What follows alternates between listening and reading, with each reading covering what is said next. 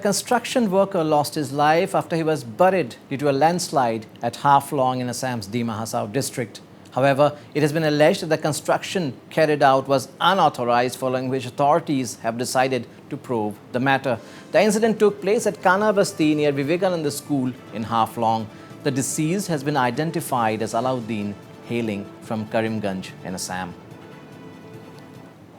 আজি দুপৰীয়া মানে 1:20 বজাত আমি খবৰ পাইছিলোঁ যে নতুন বস্তি বিবেকানন্দ ওচৰত লেণ্ডস্লাইড হৈতে এজন মানুহ ঢুকাইছে বুলি আমি খবৰ পাইছোঁ মতে মই অতিছে আহিলোঁ আৰু আহি দেখিলোঁ যে এজন মানুহ প্ৰায় ডিঙিলৈকে আধা ফুটা অৱস্থাত আছে আৰু তেতিয়া লগে লগে আমি সুধি গম পালোঁ যে তিনিজন মানুহে আজি কাম কৰি আছিলে এই জেগাটুকুত এটা ঘৰুৱা মানে বাঁহৰ ঘৰ কনষ্ট্ৰাকশ্যনৰ কাৰণে কাম কৰি আছিলে কাম কৰি থকা অৱস্থাত তেওঁ এটা গাঁত খানি আছিলে যিজন ঢুকাইছে তেওঁ আলা উদ্দিন বুলি তেওঁ বদৰপুৰত ঘৰ তেওঁ গাঁতখানি থকা অৱস্থাত ওপৰৰ পৰা মাটি খহি আহিল আপোনালোকে দেখিছে এইখিনি যে মাটি খহি আহিল খহি অহাৰ পিছত বাকী যি দুজন লোক আছিল তেওঁলোকে নিজৰ জানটো বচাই আঁতৰি আহিবলৈ সক্ষম হ'ল কিন্তু তেওঁ মাটি অলৰেডি হেৰি কৰি পেলালে যিয়ে নহওক বাৰু এইটো দুৰ্ঘটনাটো মানে দুখনীয়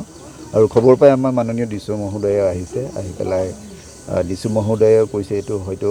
আনঅথৰাইজ কনষ্ট্ৰাকশ্যন হ'ব পাৰে গতিকে এইটো ক্ষেত্ৰত অকল আমি ইনভেষ্টিগেশ্যন কৰিব লাগিব আৰু যিহেতু এতিয়া মৃতক আমি ডেড বডি অলৰেডি মাটিৰ পৰা আমি খানি উলিয়াবলৈ সক্ষম হৈছে আৰু এতিয়া মাননীয় আমাৰ মেজিষ্ট্ৰেট মহোদয় আছে আহিলে আমি মৃতদেহৰ যিখিনি ইনকুৱেষ্ট কৰিব লাগে তাৰপিছত আৰু মৰণোত্তৰ পৰীক্ষাৰ কাৰণে আমি চিভিল হস্পিটেলত পঠাই দিম